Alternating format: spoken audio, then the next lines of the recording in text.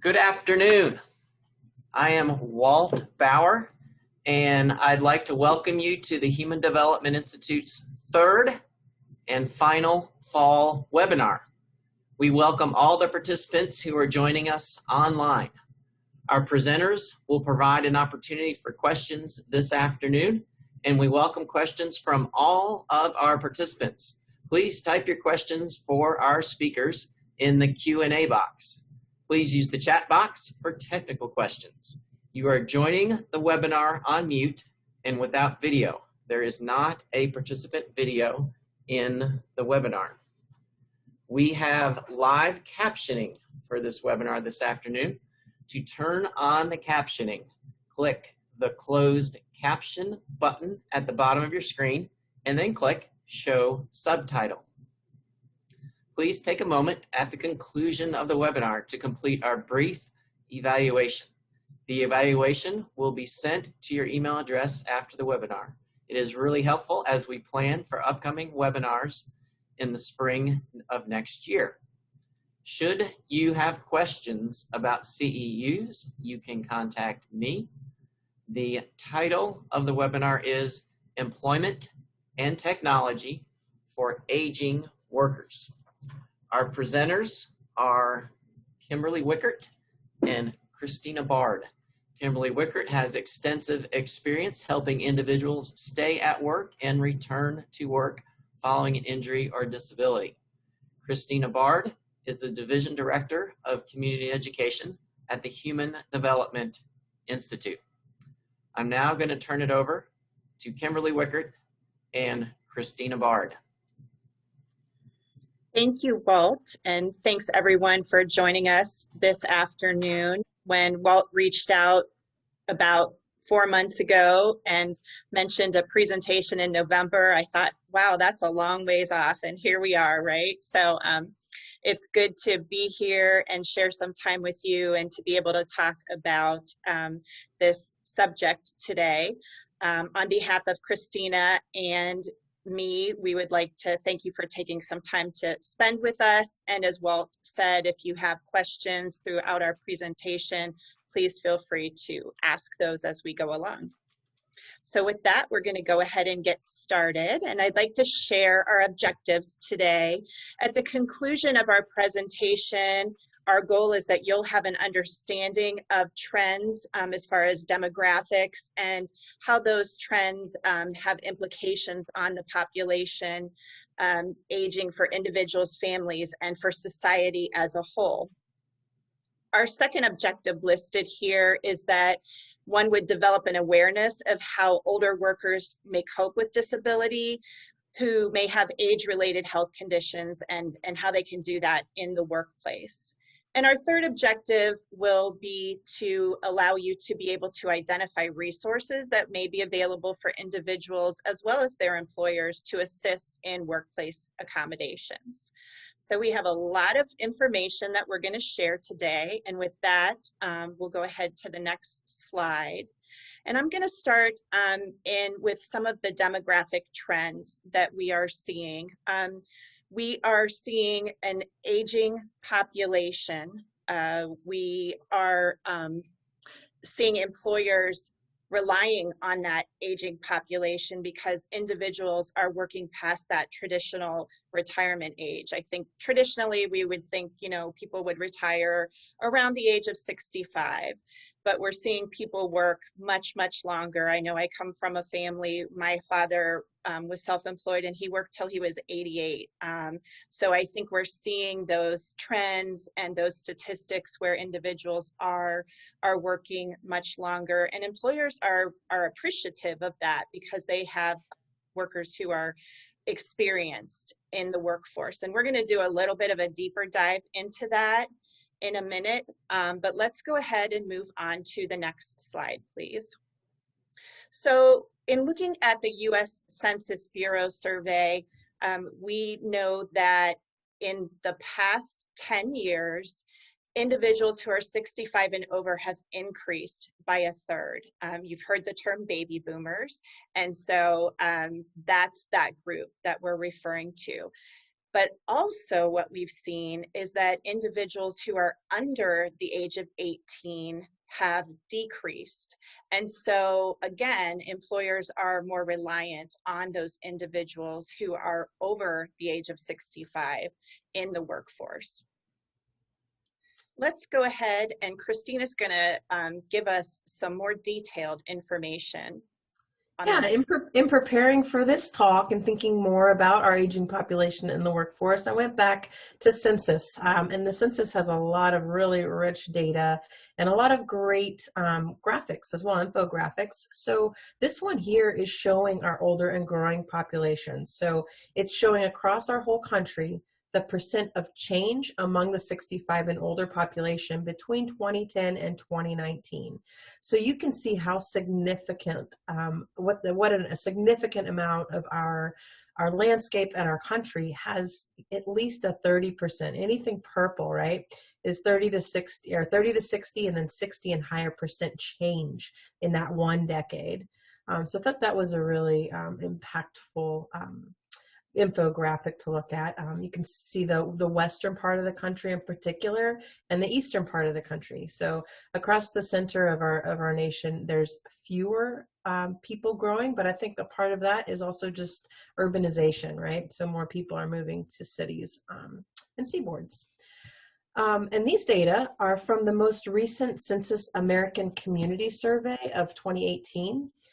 This shows the increase in number of Americans across all of these categories of disability. So we have hearing difficulty, ambulatory difficulty, vision difficulty, self-care difficulty, cognitive and independent living difficulties. And so they have it broken out to 3 different age groups. Clearly, the age 5 to 17 group is very significantly lower numbers across all categories. But it's important to note here too that the middle group is age 18 to 64. So that represents 46 years of life. So there are going to be significantly more people that fall within that category than the 65 plus, right? So I believe the current life expectancy in the US is 78.5. So this category, the far right category within each of those, or the far right graphs within each of those, represent an average of about 13 years of life. So it's going to be fewer people that fall within that, but it's still, this graph here is demonstrating how many more people specifically in hearing difficulty there are in that 65 plus age category. But it also distinguishes between male and female, right? And so in all of them, except for hearing, women, females experience a higher rate of that particular disability. So it's also some really rich data on this one here. And this one was also very interesting to us as we were looking through all of the data around aging. It's from the American Business Survey, also administered through Census. And this one shows us that business owners are commonly, they're continuing to work their businesses. Over half of US business owners are age 55 and over. So people that are business owners are continuing to work and continuing to run their businesses as aging is happening. And then another layer this infographic addresses is that people are staying longer in the workforce based on our multi-generational living situations, right? Grandparents continuing to work to support their grandchildren. So this one is from Department of Commerce, but it's showing about 1.3 million grandparents in the labor force are responsible for most of the basic care of a co-resident grandchild under 18. So they're primary care for their primary caregivers to their grandchildren under age 18. So of the grandparents in the labor force, almost 400,000 of them are responsible for their co-resident grandkids or grandkids living with them that are 60 and over. And then those grandparents that are age 30 to 59, there's 930,878 of those people that are responsible for their co-resident grandchildren. So that's just another factor of why we have more of an aging workforce and that people are continuing to remain in the labor force.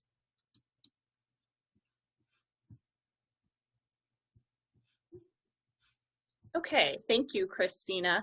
I'm going to talk a little bit about the retirement evolution. And as Christina mentioned, older Americans are not only living longer due to medical advances, they're leading healthier and more active lives. And so therefore, they're having to have their retirement benefits stretch farther. And a lot of individuals are deciding to exceed that traditional retirement age. They also have gotten incentives to work longer for Social Security increases.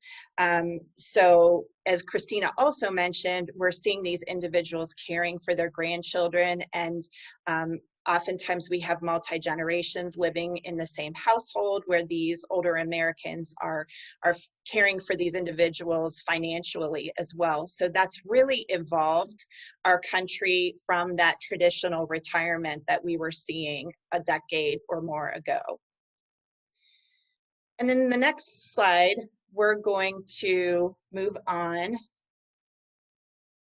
and talk a little bit about the age-related disabilities. And Christina had that really great graphic from the US Census Bureau that broke it down, but some of the age-related disabilities that you might more specifically hear about are macular degeneration, visual disability, cardio and cerebrovascular disease. You might hear of more older Americans having hypertension as well as cancer and type 2 diabetes. Parkinson's disease is another one that we found was considered an age-related disability, as well as dementia and COPD.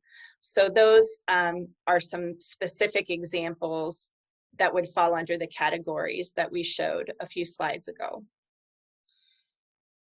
One of the things that obviously is very much at the forefront of all of our lives these days is COVID and the impact that it's having on our environments, including in the workforce. And with everybody, but even more specific to individuals in that older workforce demographic, they could be experiencing isolation due to COVID, right? I think we probably all feel a little bit like we're living and working in silos these days, right?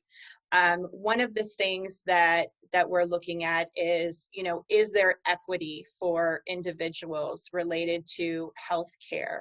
A lot of individuals may have chosen to put off healthcare follow-up visits or preventative maintenance in healthcare because of COVID right now. I know initially there were a lot of elective types of procedures and surgeries that were put off because the hospitals weren't able to attend to those due to COVID. Education is another impact that we're seeing with COVID.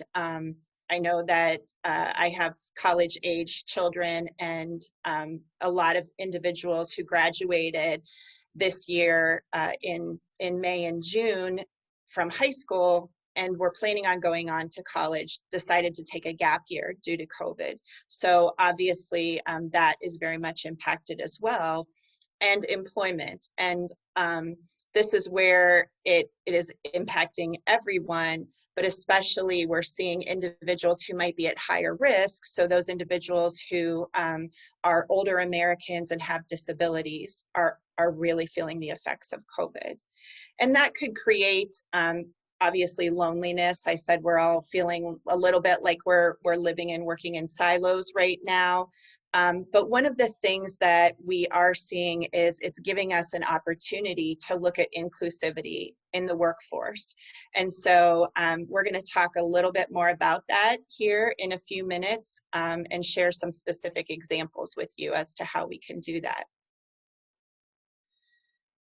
The impact on employer organizations, going back to an aging workforce and hiring and retaining older Americans as part of an employer organization, is in all three areas of recruitment, retention, and also an employer who wants someone who has experience. I've had the opportunity to work with a lot of different industries throughout the country, and specifically I've worked with trucking and logistics companies in the past several years, and due to their aging workforce, they're really looking to recruit individuals because a lot of their employees are looking to retire. So recruitment is huge for the trucking industry right now. The other industry that I've had the opportunity to work with is in the utility industry. And again, their workforce is at a point where they have a lot of employees who are getting to that retirement age, have worked for them for a very long time, some of them, 25 to 30 years. So they're looking to recruit individuals as well. The other thing that companies want to do is obviously to retain individuals who they have. So how can they do that? If somebody has a disability or sustains a disability and they're working for that employer, it's very important for that employer to be able to retain that experienced individual. And so we're going to talk about ways that employers can do that here in a few minutes, but these are three areas where there's definitely been an impact on employer organizations where they want to maintain or retain those experienced individuals and also recruit experienced individuals into their organizations to allow them to grow and develop and succeed. So how can an individual cope with disability in the workplace? And we looked at several different areas as to how an individual can provide additional support or feel additional support. And one of those is remote employment opportunities, right? And right now, I would say a majority of individuals due to COVID are working remotely. And, I hate to say that there are some silver linings of a pandemic, but we have seen organizations really provide more accessible work options for individuals in the last several months than we have, at least in my career. So those remote employment opportunities have been something that hopefully will continue post-COVID as well. Transportation resources is another way that we can provide support to individuals with disabilities in the workplace, and Uber and Lyft have been a big part of that, as well as local community transportation. And Christina's going to talk about some really innovative transportation resources as well here in a few minutes.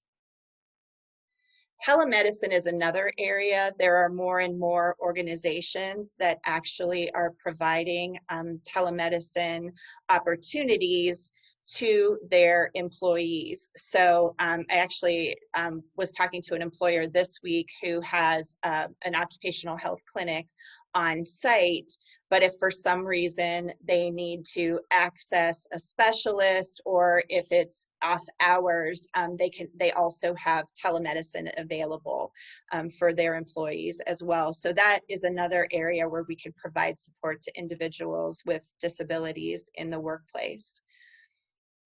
Comfort or support animals is another area that we are seeing organizations providing additional measures where individuals can get that support in the workplace. And increased connectivity as well. I think right now we all are thankful for our connectivity and our bandwidth, and that's another way that we can provide accessibility to individuals who are working remotely as well. The next area is interactive discussion, and this is something that you may not have heard about prior to the Americans with Disabilities Act amendments a few years back.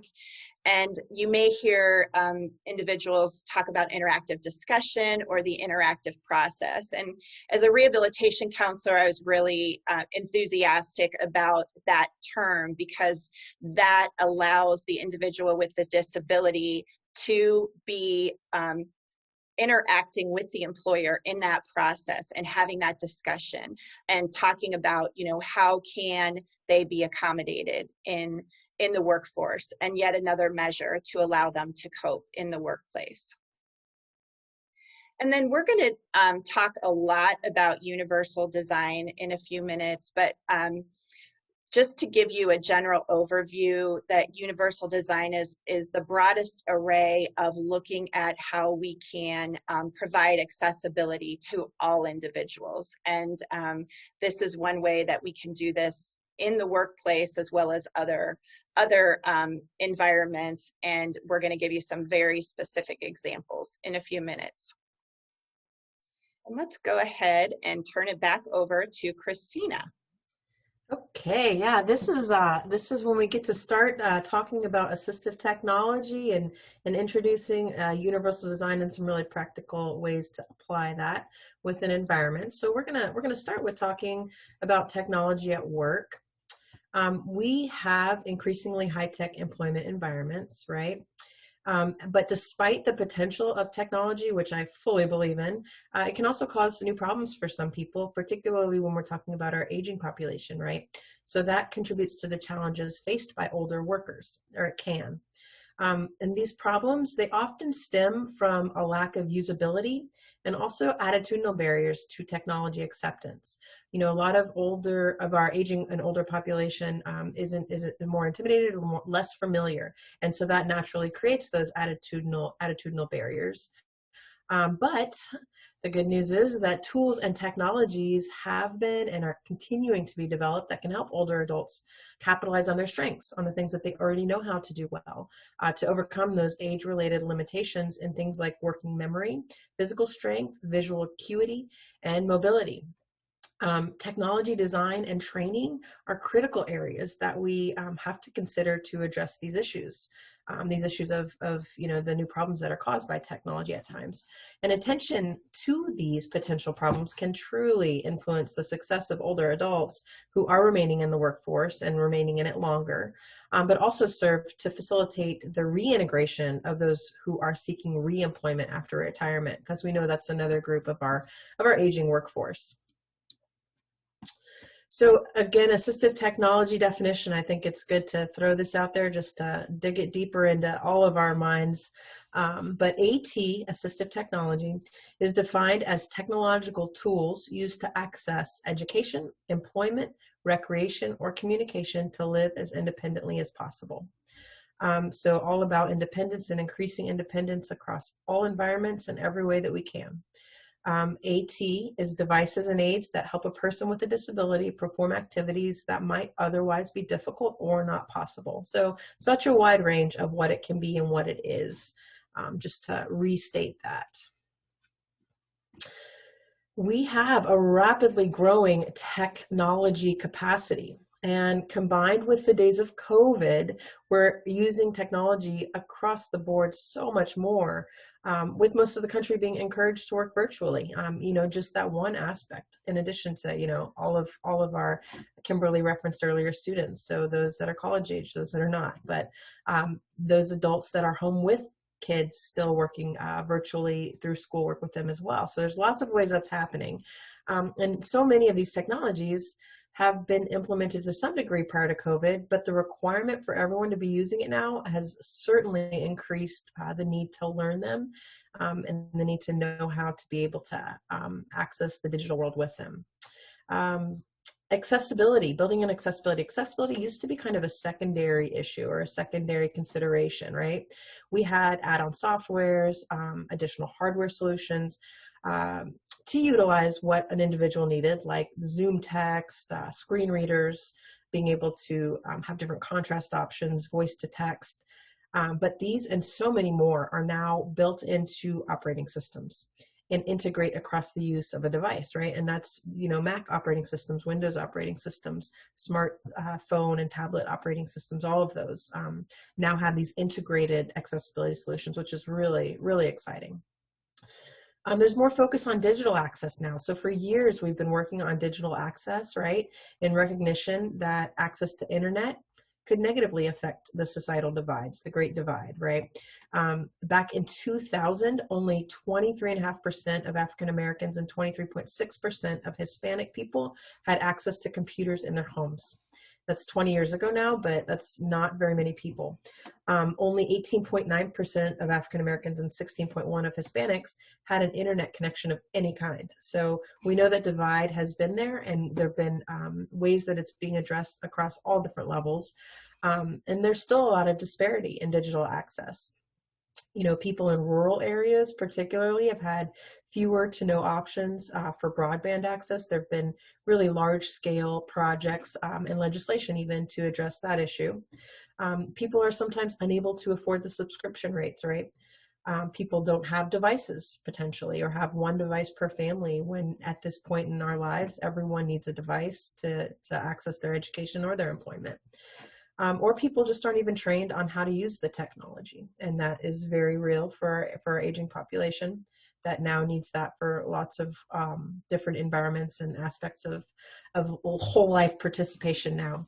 But to speak again to silver linings, if there is one for a pandemic, this is also an issue that COVID has had a somewhat positive impact on, right? There's more options for free or inexpensive broadband access. There's so many more programs, employers and schools providing devices to people, and then the training that comes along with that. And then lastly, in recent years, there's been an increased attention paid to universal design and usability that we are going to talk a lot more about, but of devices and of equipment, and being able to make that usable by the greatest number of people. So that's another benefit, or something that's exciting to see in these days. So here we are thinking about the benefits of technology and how they apply to our aging population. Technology can address mobility concerns. Technology can offset physical demands. We've identified very clearly that there are additional physical considerations as we're aging. Technology can improve safety in the workplace and also in the home, preparing to get to work. And technology can overcome or help address memory limitations. There's a lot of ways that we can talk about how there are apps or different software devices or sequencing of events that we can use utilize from a lot of different devices. Technology can reduce age-related cues, promoting discrimination. And technology can provide new networking opportunities, lots of ways to communicate and learn to communicate through the use of technology. This a slide, we're going to talk a little bit about AT and aging specifically. Technological advances interact with the shift towards an aging workforce. It's important to consider some of the physical, cognitive, and perceptual changes that accompany chronological age. Let's just think for a minute about how negative changes in those ways might impact a task like performing work or the job requirements in a warehouse. Reduced strength, right, might limit the size of packages that can be moved or the weight of items we're able to lift and navigate. Reduced visual acuity could lead to errors in selecting of products, or the inability to read safety instructions. Reduced working memory could serve to further decrease an older individual's ability to create an invoice because the cognitive ability governs their success, right, by continuously calculating the cost while removing items from an inventory list, adding it to a shipping invoice. You know, there's a lot of different layers here. And so while many age-related changes in capacity are negative and result in functional limitations, it's also important to note that some changes are positive and serve to increase functional limitations.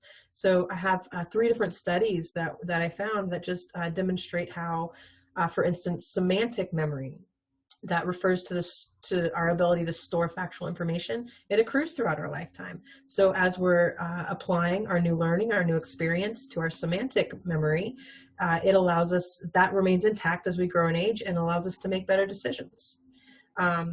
We can utilize domain knowledge, previous experience to make accurate and timely judgments. So there are some benefits that we have as we accrue all of those experiences and all of that knowledge. So like when we're talking about a warehouse worker, An experienced older worker might have an especially valuable sources of product information, or just of experience that they've addressed similar issues that might come up. And so those capabilities allow them to have really valuable input and into that workforce or into that environment. So there's both sides of that. But as Kimberly said, we're going to talk for a while here about universal design. Aging adults benefit greatly from the implementation of universal design and universal design for learning, which is that UDL. And we'll talk about why. So universal design by definition is design that is intended to be accessible by the broadest array of users without adaptation or specialized design. And the father of this idea is Ron Mace and his colleagues. And so the degree of universal design that is created within an environment has a direct influence on how many people can most easily utilize that in this environment. And so it really is a broad set of strategies around the design of spaces, the design of places, of products, and of even policies that really has a positive impact on the independence and success of our aging populations, in addition to the rest of our populations, but specifically today, our aging populations. So this idea of universal design precedes the idea of providing accommodations.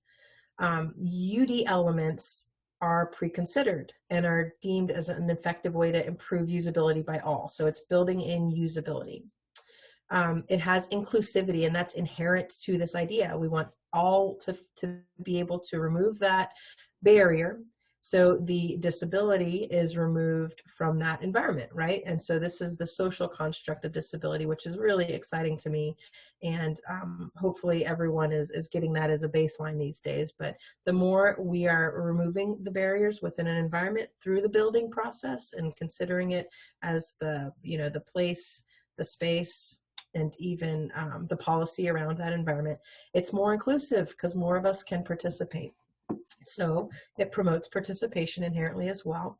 It's not one size fits all, and it uses like this range of human factors ideas. So UD is about access for everyone and not person by person approach. So it's before that accommodation idea.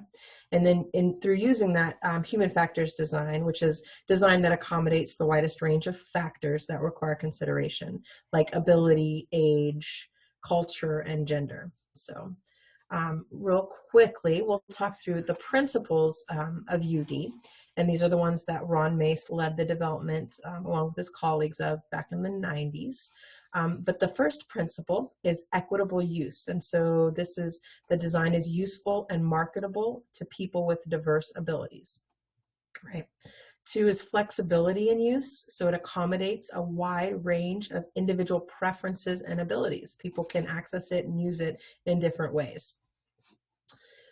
Simple and intuitive use is the third principle, and that requires or deems that the use of the design is easy to understand, regardless of the user's experience, knowledge, language skill, or current concentration level. So that comes at it from several different ways, but to make it simple and intuitive. You know, Apple has always had a good reputation with having an intuition built into all of their design. So that's always a good example of that principle. Perceptible information is the fourth principle, and that states that the design communicates necessary information effectively to the user, regardless of ambient conditions or their sensory ability. So again, it's providing that access to that information regardless of maybe some sensory impairment or sensory disability. Tolerance for error, so minimizes the hazards and the adverse consequences of accidental or unintended actions. So it doesn't require one specific only, this direction movement. It gives you options for how things are accessed and activated, right? Low physical effort, this one also very important for many in our aging population, can be used efficiently and comfortably with a minimum of fatigue. So it doesn't require a lot of redundant motion, something that we activate stays activated until we deactivate it, those kinds of ideas built into the design or of the equipment or the space. And then size and space for approach and use is the 7th principle of UD. And so that requires that appropriate size and space is provided for approach, for reach, for manipulation and use, regardless of someone's body size, posture, or mobility. So this can be, thinking about entrances to buildings. It can also be thinking about access to cabinetry or kitchen space, right? So these can apply across all different environments and in all of those ways. But a real quick overview of what the principles are of universal design.